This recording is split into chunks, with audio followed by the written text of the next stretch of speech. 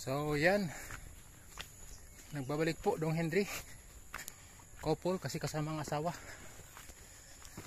So tayo po ay papunta doon sa looban. Okay, so samahan niyo po kami at titignan po natin kung ano po ang mga sitwasyon doon. Kumustahin po natin si Tatay Ruel saka si Region. So, God bless po. I continue to support Kuya Bal Santos Batubang, Ate Edna Vlogs, Kalinga Prab, at sa lahat ng mga partners. Pong TV Official at Pongkit. Support po natin Edmar, Edpau, at sa lahat ng mga love team po. Yan.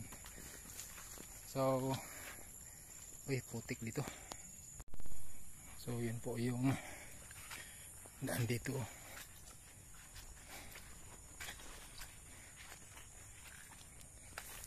Bilis ni Ate Merlin. Kabuta kasi, ako wala. Kalimutan ko.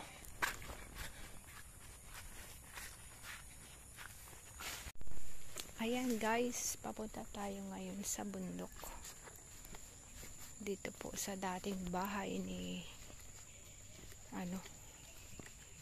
Tatay Ruel. Pumalit si Dong Henry. Bundok po tayo guys, mamundok. Medyo umulan kanina kaya medyo madulas ang daan, basa ang daan.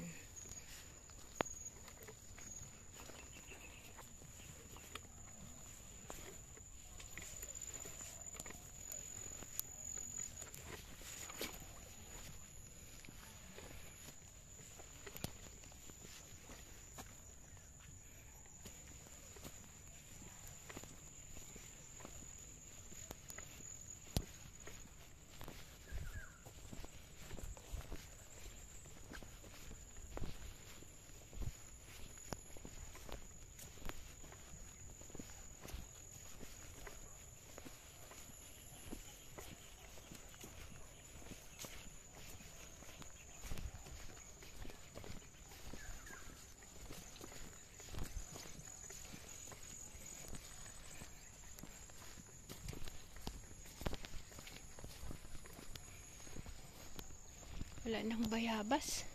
Dati maraming bayabas eh. Pero baka hindi tagbunga ngayon. Alam nyo guys, dito ay ngayon ay napakamahal ng nyug. Pero dahil walang nagtatao na dito, wala nang halos na ani sila dead na. Ubos ang nyug. Kaya ngayon nag-decide si Dong Henry na mag-resign na doon sa trabaho niya. Dahil napapagod na rin siya mag-travel siguro. Malalayo na ang travel niya eh. Decide na siya mag-resign at sabi niya ay balik na daw kami dito para maalagaan ang mga saging at saka kung may tatao dito ay hindi gaano nanakawin yung mga nyug. Halos walang mga bunga. Simot talaga yung mga bunga ng nyug. Ay, wala nang daan na. Ito may puno ng bayabas pero walang bunga. Yan guys, oh, bayabas.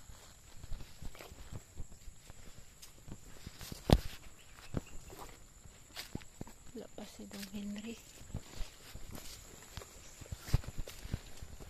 So dito, dating tanim dito ay kamuting kahoy. Pero try naming taniman ulit dito ng kamuting kahoy. At saka kakao. Yan, kakao.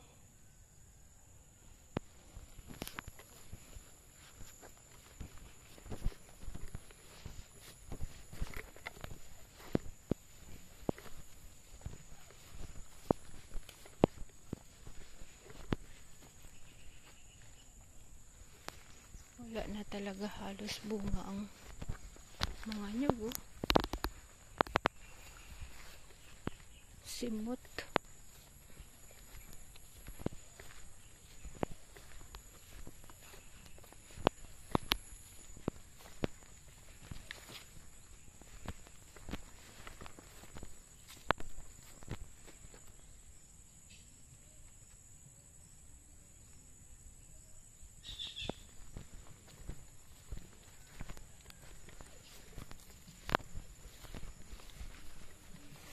Na naman agad dere oh.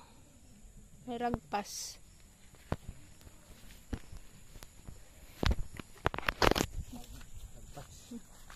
Yan. May dumaan bagong ragpas eh.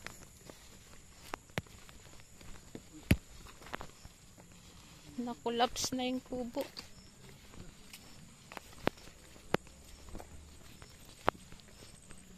Ito, bagong balat lang to.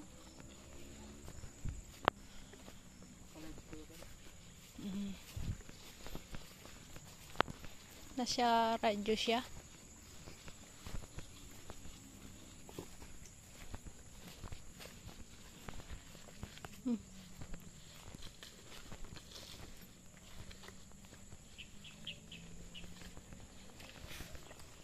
May tao.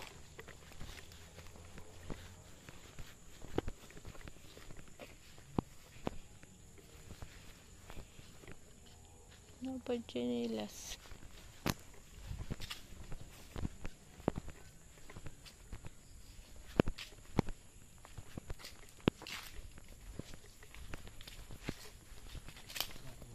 Ha? Kasi na rin nagapuyo ba? Kasi na yung nagpuyo.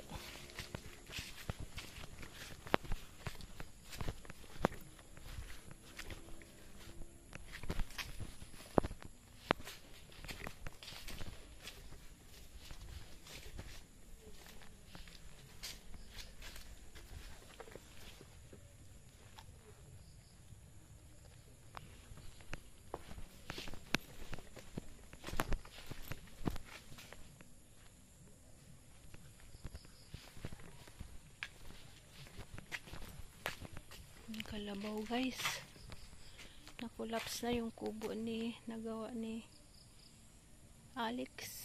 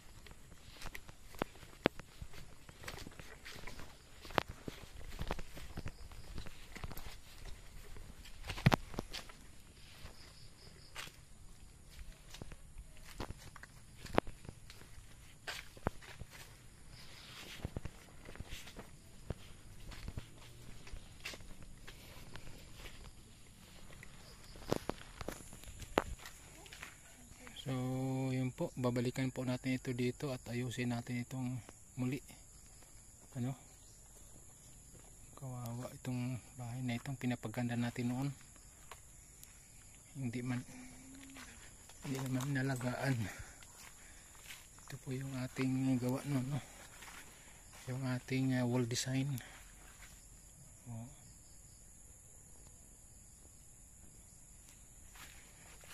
Meron din po tayong post design.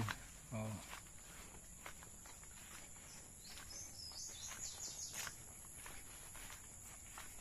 Baka may nakatira na dito.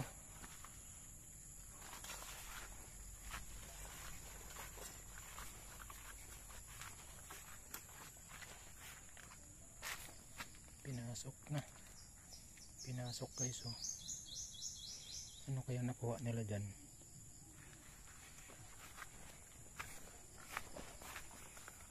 So muli po ay ako po ang nag-volunteer kay Ate Edna na balikan namin ito. Magre-resign ako sa aking trabaho. Ay naawa ako dito. Kaya anong nangyari dito sa ano, nagbumigay na po guys yung ano, yung kubo ni Kuya Alex, oh, sa pispan. bumigay na. Oh.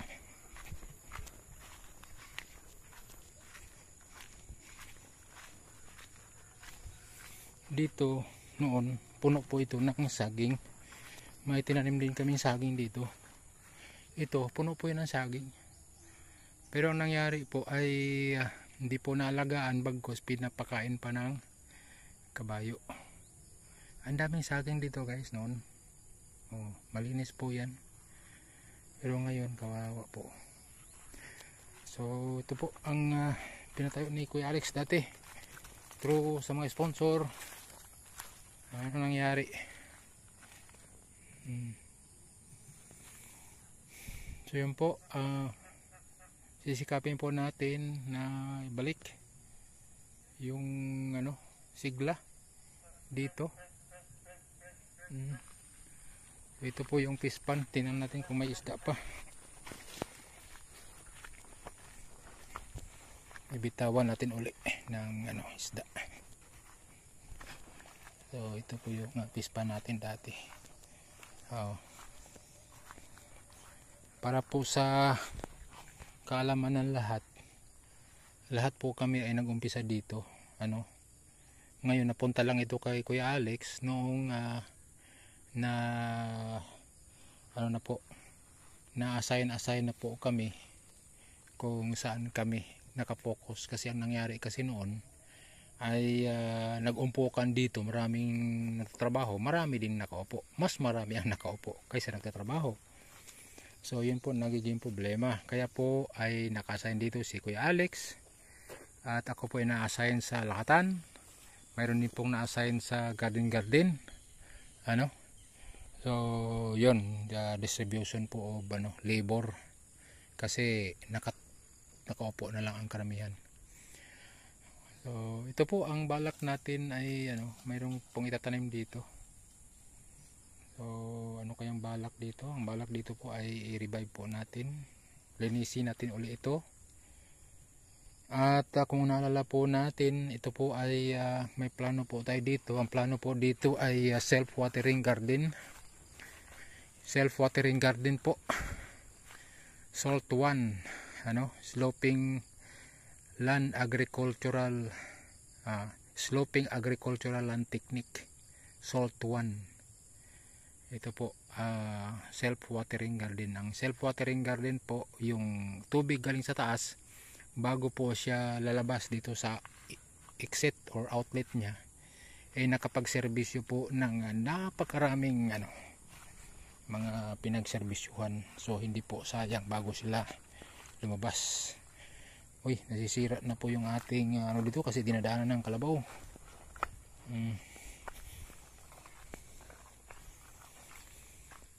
So ito po yung fish pan. Balikan po natin, bitawan po natin ng isda dito. Okay, salamat po.